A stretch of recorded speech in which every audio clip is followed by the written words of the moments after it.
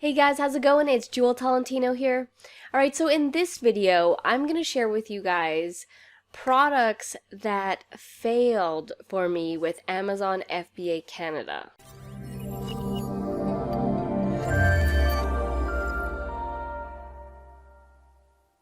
Alright, so most people talk about the products that do really well for them, including me. I've done a bunch of those videos.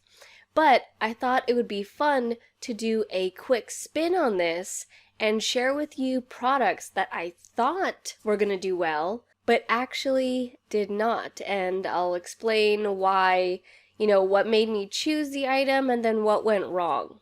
Alright, so here are some of the products that I thought were going to do well, but did not. So this is the first one, the Tikes Microscope. Now, I thought it was going to do well because it is a microscope type toy, science, it's with Tikes, and this is an item that I was getting when I was first starting out.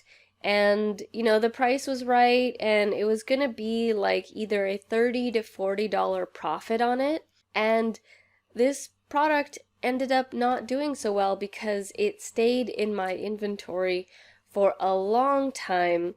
And I ended up just lowering and lowering the price and just pretty much breaking even on it. Now, I think what the problem was when I was first getting this item was I didn't pay attention to the reviews. Now, the reviews on this item have gone up a little bit, but if you hover over it, it's got 14 one-star reviews and that versus 12 5-star reviews, so it actually has more 1-star reviews than it does 5-star. Now it's gone up a little bit because back when I was selling this item, it had like a 1 point something star review that I did not pay attention to initially when I saw the item. I pretty much just saw the item and I was like, oh, this is gonna sell, and then I just bought it. Now it would have done well if it had a 5-star review or if it didn't have any review at all. But again, that was my mistake when I was first starting out, was I didn't pay attention to the reviews. I just saw, okay, this is a cool item, I'm going to make profit on it, but I didn't pay attention to what the people were already saying about this item. Next item that I found out didn't do so well are craft type items. So small little crafts, and in this case this is Sequins. So it's like a small little thing that I got from Dollarama, and I thought it was cool because they had like a bunch of different kind of sequins, and it was like $1 something, and at the time it was listed for much higher. But I found that craft type items like this tend not to do very well because one, there's not a huge demand for it, and two, people aren't willing to pay that much for craft items. Next was this Digi Tools Crayola 3D pack. Basically, it goes along with like an iPad, and you can use these 3D like glasses things, and they've got like drawing tools that you can use when you go in conjunction with the Crayola app, like coloring and stuff. So again, I didn't pay attention to the actual listing, and I just bought it because they were, I think they were like $1 or $2 something at Dollarama, and there was a lot of them, and I wasn't paying attention, and I didn't realize that Amazon.ca was on the listing, and at the time they were selling for 20 something, like $25 or something like that, and Amazon was on the listing, so they have priority. So mine was pretty much bumped down. So I took a loss on this one, and I pretty much, like, as you can see, the price has been lowered and lowered. And I had to really lower the price because Amazon was on it, and then a bunch of other people dropped on it. And so this is an item that I did not do well on. Alright, so this item at the time was being listed for over $100. And as you can see, it says 4-inch. It's like a tiny little doll. And at the time, in the beginning, when I was first starting out, I just saw the profit. And I didn't put any logic or my experience into play. I didn't have experience, so I couldn't really put that into play. And so I saw this little doll and it came in a little box like that. And I'm like, oh, this is selling for over 100 something. I bought it for like less than $10. Actually got like 3 different kinds. And I thought this doll was going to sell for, over $100. It did not. I didn't do my research on this toy. I thought it would be popular, but it wasn't as popular as I thought it would be. And I also should have put a little bit of logic into play and, thought, okay, is someone gonna buy a doll that's like this big for over $100? Someone gonna buy a toy doll that isn't that popular for over $100. Now, I didn't do any research on that, so when I just got excited by seeing the price and the potential profits, and I didn't lose too much money on it, but I did lose money on that because I bought 3 different kinds. Next are these Disney foam things that I got from Dollar Tree. They're wall decorations, and I actually created a listing for this, and I thought that they were going to do well because it was in the whole vibe of wall stickers, wall decorations, but they didn't do well. Sometimes just because you think it's going to do well, it's Disney, princesses, sometimes the product doesn't. So, and in this case, I didn't lose too much because it was from Dollar Tree, so it was just pretty much like $1.25. And that's what I always teach to my students when I'm teaching Amazon FBA Canada, is that, don't buy 10 of one item, don't buy 5 of one item, test it out. Test out with 1 or 2. You need to make sure that the different factors, the reviews, how many people are on the listing, is Amazon on the listing? Are there lots of other people on Prime?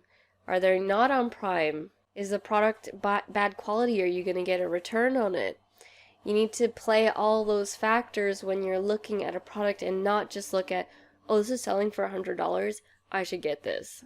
And that's what I learned, that's what I learned doing this whole thing. So this is another one. This is Skylanders. So Skylanders was really big. I don't know if it's still really big right now. I don't think it's as big. But it was like a small Skylanders toy. And again, I didn't connect the dots. I just saw huge profits. But it was a small, tiny little toy. And it was at Dollarama. And I just bought a whole bunch of them. And then they ended up just sitting there, and I had to lower the price quite a bit on them just to get rid of them. Next were these Nerf SuperSoaker. They're really tiny Nerf guns, like handheld ones, like really small. And I thought, oh, it's Nerf, it's gonna sell.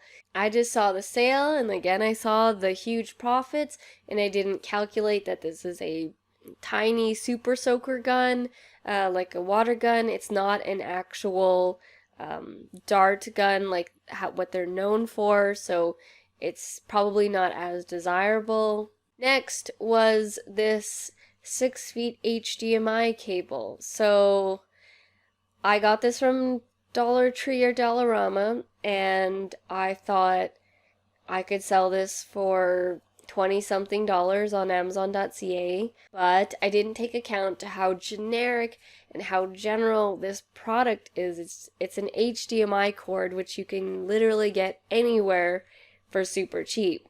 But I saw that, I only looked at how much this was selling for. I didn't think logically about, okay, people can get this pretty much anywhere, and there's so much of it around that the price can be brought down quite a bit. And so I think I got 3 or 5 of these.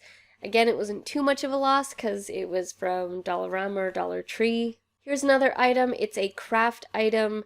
Now, I wouldn't have known that craft stuff didn't do well if I didn't try it out. So I am grateful that I did try this stuff out and learn, okay, don't buy so much small craft items because there's not much of a demand for it right now. and people aren't really willing to pay a lot for these kinds of stuff on Amazon.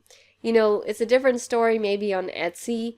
People would probably pay more on Etsy, but on Amazon, people weren't wanting craft items on Amazon. Last item here was calendars. So I was like, let me get a bunch of calendars, and I was doing this like in December and January, and I did sell some calendars, but the thing is, they have an expiry on them because they're only good for 1 year, and after a certain point in the year, people are going to stop buying calendars. Like by March and April, people aren't really buying calendars. People usually buy calendars like January, February.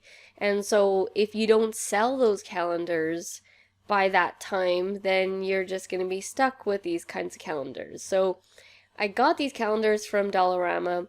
I did sell some at a higher price point than they are listed here right now, but I did have some left over because, you know, I didn't think about going past a certain time of the year that people would stop buying calendars. So now I don't buy calendars anymore unless it's like undated and you can use it for whatever year. So those are some of the items that I didn't do well on. I wanted to flip it and show you guys that it's not all glorious. Most of the time it is, but there are some items that I did get incorrect and I didn't pay attention to. Now, most of these items are from when I was first starting out, and less so now because I do have the experience and the knowledge to know whether an item is going to sell or not. But it's all a learning process, and that's what happened for me. Alright guys, well that was it for this video. Again, if you want to check out the latest Skillshare episode that I uploaded to the Amazon FBA Canada course, you guys can get that for free, 2 months free, in the link in the description below. Alright guys, thank you so much for watching, and I'll see you in the next video. Back from the dead.